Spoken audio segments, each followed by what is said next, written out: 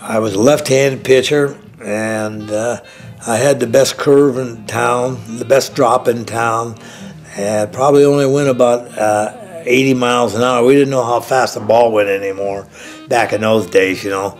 I had 2 no-hitters, both of them in a row, and that was my junior and senior year in high school. Last game of my 3rd year in high school was a no-hitter, and then the next game I pitched also was a no-hitter. I pitched my first game in the 6th grade, I think, and my last game was for the city of Paulsbo after I'd gotten out of the service, and so I pitched for probably 10 different teams around, maybe more than that, I can't remember. I remember rationing very well. We had meat stamps. You could only get so much meat and so much gas, and butter was, it was difficult to get butter. I don't know what the reason was, but that's when they introduced oleo, the substitute of butter. If you were in good with a butcher, you were in real fine shape. We didn't have things like supermarkets, but Safeway was around. The first grocery stores I can remember, they're called Piggly Wigglies. And I don't know what happened to them, but anyway, sacrifices that were made in World War II were quite minimum compared to the rest of the world. We provided food for the rest of the world during World War II, and oil and gasoline, and we built airplanes and tanks for everybody else. We were the miracle country of the world, and Americans were proud of it. So that rubbed off on our generation. President Roosevelt was probably our most heroic person in America. During World War II, there was the 3 biggest ones were Stalin, Churchill, and Roosevelt, and they were the big 3. They were giants in their time, and Roosevelt was the most respected person, maybe worldwide. He had done a lot to end the Depression in the 30s in America, and was a big factor in putting together the people that ended World War II and the machinery. So he was, I think, my biggest hero. Were you a good student when you were in school? I was medium rare. As a good student, I wasn't at the top, and I did exactly what I needed to do, maybe to get through.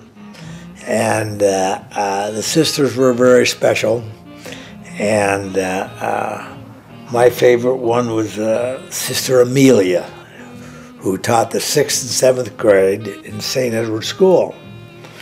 And she said I was kind of a one-way kid, and I said, well, what do you mean? She said, you got to go to the cloakroom with me. And the cloakroom, you went in the cloakroom, put your hand out, and she got you with a ruler on your hand. And she says, sometimes, Michael, you're like a Bolshevik.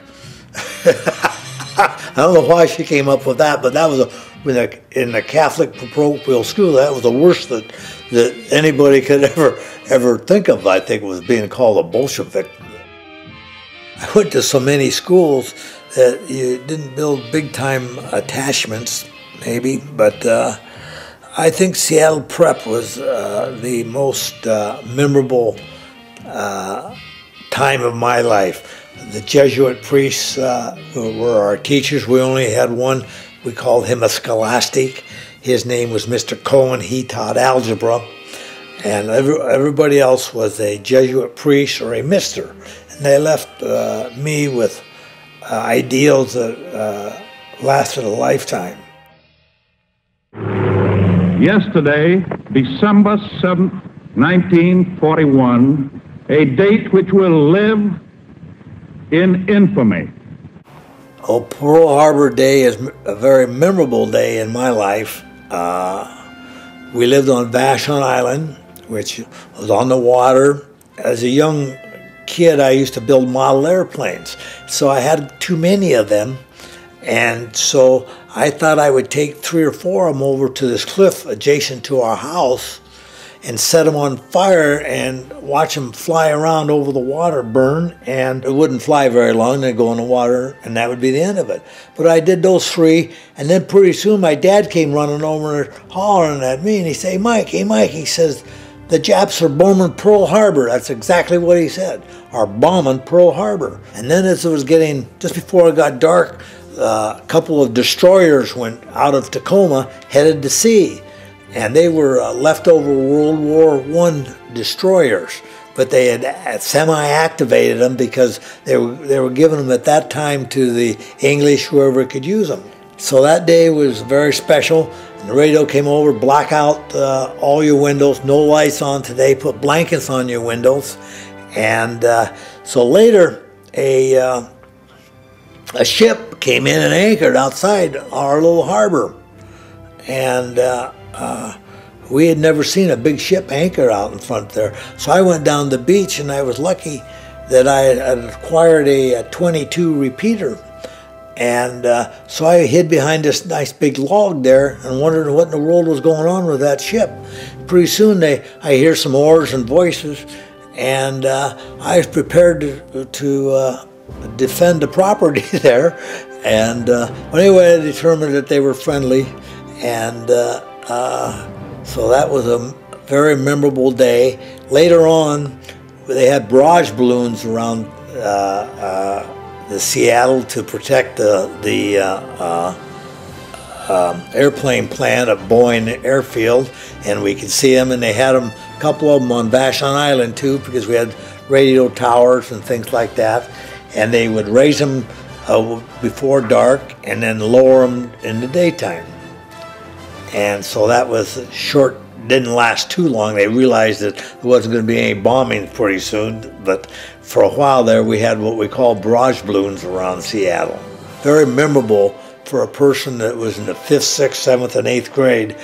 I imprinted it all in my mind, and I can remember it just like it all happened yesterday. My life as a teenager was, our dedication mostly was in athletics as a teenager, and the beginning of cars. We always wanted a car naturally, and I didn't get one until I was about 18 years old, and that was pretty old. Some of my friends had a car, mostly Model A's back in those days. My first car was a 1937 Plymouth 4-door sedan. It was a fixed-up wreck is really it was. I knew it was, because when I bought it, it only had a windshield in it and a rear window, and I had to go to the wrecking yard and try and find the rest of the windows out of all the other doors and everything, and I learned how to get the rest of the windows in it and stuff. It cost $215, that car. I was pretty proud of it at 18 years old. Oh, beautiful metallic blue. And there wasn't much metallic paint around in 1949 or 50, whenever I got it, and but it had real depth and tone to it, and I always liked nice colored cars, and that one really set them off. And it was a straight inline 6 with a stick on a 3 on the tree, you could call it, and but it was a nice car.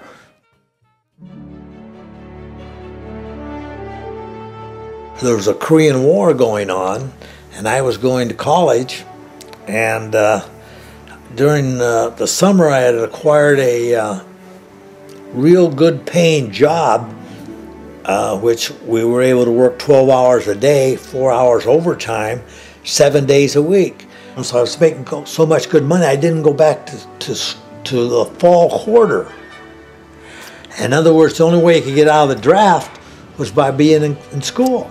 I ended up in the Army, and instead of being in college like I was supposed to be, I was in Hawaii. They needed infantrymen for the Korean War, and that was the home of the U.S. Army Infantry Training Center, one of them. And so in Hawaii we learned about being an infantryman, and we were there for 4 months, and then we were in Korea.